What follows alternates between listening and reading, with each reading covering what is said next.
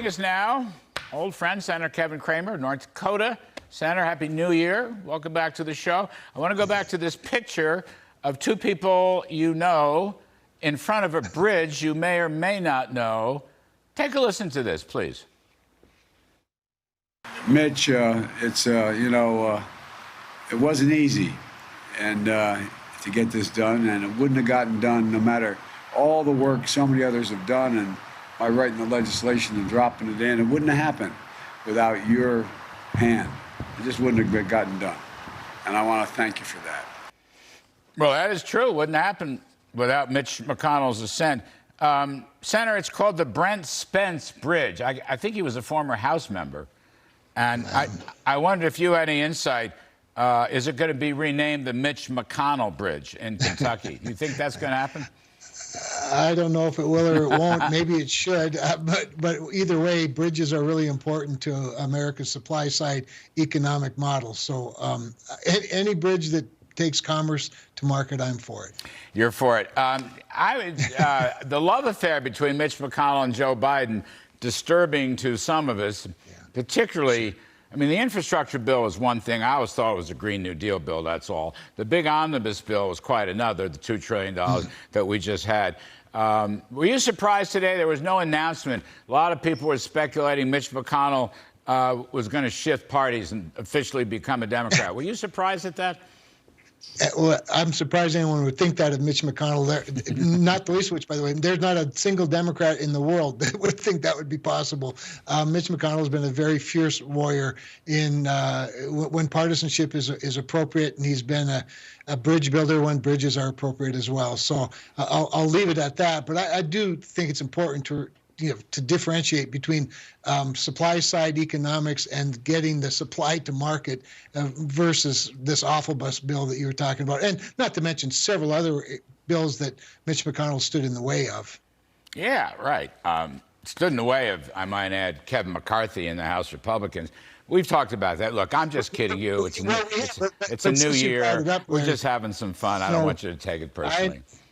No, I don't. But since you did bring it up, and I didn't vote for the omnibus, I voted for the 6-week CR so that Kevin McCarthy and House Republicans could take it up. The problem is there are about 20 House Republicans right now that are demonstrating why that might not have been such a good idea, because governing is what the majority is supposed to do, Larry. And there are 20 of them that seem to be more willing to have your job than to have their job, particularly in the majority. So I hope they get serious soon, because right now they look very unserious. Well, I think, that's the issue. So drawing on that, first of all, let me just ask, New Year stuff, Republican agenda in the Senate. We got a lot of stuff going on in the House with Kevin McCarthy and some distinguished House members helping us out.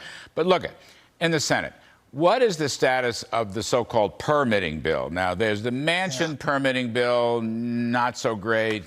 He sold out, seemed to get nothing for it. There's the Capito permitting bill. I don't know where that stands. I don't know where Mitch McConnell stands on all that stuff. Everybody's waiting. The House is going to do something on energy. What's the Senate going to do? Yeah, so I think you've just created a pretty good opportunity, I think, to talk about a transition of some sort, or a transaction of some sort between Manchin and Capito's bills. In there, I do think there's still a bill that's doable, that's passable. The problem, remember, is always that the majority leader, in this case Chuck Schumer, has so much control over the Senate calendar that even if we were to get, let's say, for example, we get 30 Republicans and 30 Democrats to agree. I think that's plausible. I think it'd be something you and I, we might not love, but we'd like well enough to move forward, particularly in citing and regulatory oversight of some building out some real infrastructure to move products to market, like oil, gas, electricity. And again, obviously, it would have to be some sort of a negotiated compromise. But as long as it's always going to be built on 51 Democrats and 9 Republicans, it'll never be satisfactory, in my view. So we'll just have to see how tough Joe Manchin can get. You're right, he got nothing for his efforts. He got nothing for giving as much as he gave to the Democratic Party in the last Congress. And so we'll see. I do think there's an opportunity there, though. I also remember, once the House does get its act together, and I do believe it will, and I hope that Kevin McCarthy's the Speaker when it's all said and done. Once that happens, we have another another arrow in our quiver, and that is the ability to stop all spending right in its tracks. Because say what you want about the awful bus bill, CR into the future, anytime into the future that dysfunction creates some sort of a choke point. Boy, we're talking about really high-priced CRs going forward. So I think you're going to see the House get back in, eventually get into order here. Create that regular order. By the way, other things that we should do in the Senate, get back to regular order, which you and I have talked about. The House Republicans can force that issue, have 12 separate appropriations bills, have policy bills that are brought to the floor that sort of force Chuck Schumer's hand a little bit, present some stuff in the public arena that the public likes. I don't think they're liking what they're seeing right now very much. But once that happens, I think you're going to see a Kevin McCarthy working with a Mitch McConnell in their various chambers with the different roles for sure, but to advance a conservative pro-growth agenda. Look, I think that's a wonderful thought. Let me just harp on that for a second. Again, in the spirit of New Year's and love and comedy and everything that you and I share together, Kevin Cramer or Senator Cramer. Kevin McCarthy went over to the Senate side, the Senate policy lunch, okay? I've done it many times in my time, and you've been to a million of them. He went over there. He said, don't pass the omnibus, pass the CR, give us a chance, and Mitch McConnell gave him the back of his hand.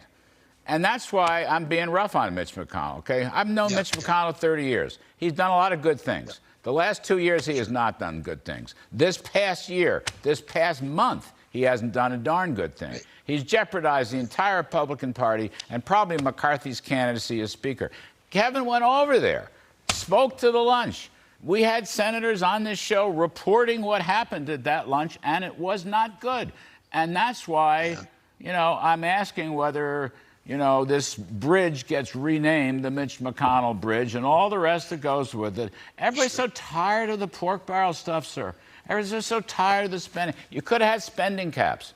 You could have had the PAYGO spending caps. You could have invoked them, and then they get waived every time. So Republicans in the Senate, gee whiz, golly, it's the new year. Can they turn over a new leaf? Well, again, I think what would help would be for Kevin McCarthy to be the Speaker of the House, and they form their committees and start the appropriations process where it's supposed to start, by the way. It's supposed to start in the House of Representatives as per our Constitution. And then I think you can institutionalize some of those disciplines that you're talking about. And I think you'll find Mitch McConnell, who understands and values the institutions of Congress, as you know, maybe more than you and I do.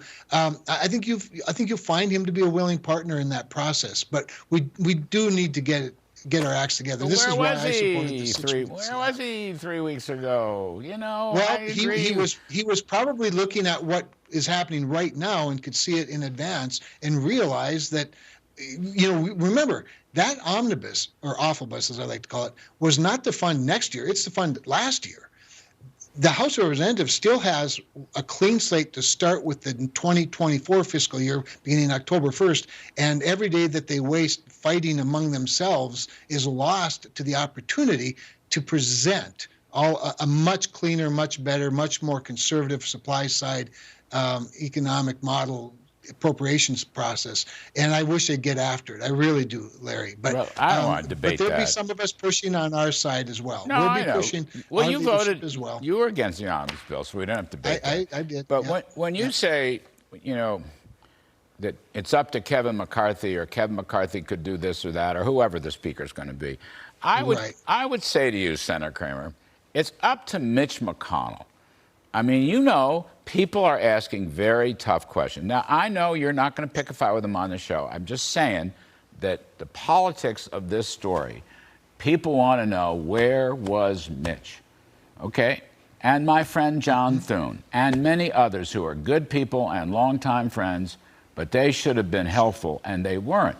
They harmed the Republican cause, and they threw in with all this inflationary spending. And I don't know what the GOP stands for, particularly in the Senate. I have a better sense of the House, Senator. Senate, I just don't know what the GOP stands for anymore. Well, one of the things, Larry, I think we have to do is take a look at history and remember how the Senate was formed and why it was formed, and our founders created two chambers on purpose. One of them was 6-year terms of representing states, and the other ones with 2-year terms that could all be fired on the same day for a different reason. And I think this balance is part of what we see played out in all of this. I know things have become much more partisan than they have between the two chambers, but I think a little bit of what you saw play out in November and December were really the difference between the two chambers. Now, all of that said, like I said, I voted for the 6-week continuing resolution. But right now, as I watch the House, I hate to think of governing right now, because right now they can't even get their acts together. So we got to hope and pray or that maybe Kevin McCarthy might have happened the other way around. Maybe with a CR at their back, McCarthy would have been elected leader on Tuesday, and we wouldn't have gone through that. No, yeah, no, it's a reasonable point, and it does sort of force some other issues for sure. What I worry about, though, Larry, is that there are a handful of people who can't differentiate between your job and theirs, and God love Laura Ingraham and Mark Levin for calling them out on it, because they're not confused about what their job is versus a member of the House of Representatives. I just think they've got to grow up. You cannot let the tail wag the dog, and that's what's happening right now. Well, I've been on both sides of the fence, as you know. I've been in the trenches in Washington. Here I am back broadcasting. I happen to love my job. I begged James. Thank you, sir. I begged James Madison to be tougher on the Senate side, but he didn't listen to me. He just did not listen to me. You know what I mean? So it was another opportunity lost. I'd like to know who Madison is in the House right now. Senator Kevin Cramer, Happy New Year, sir. Appreciate it very, very much.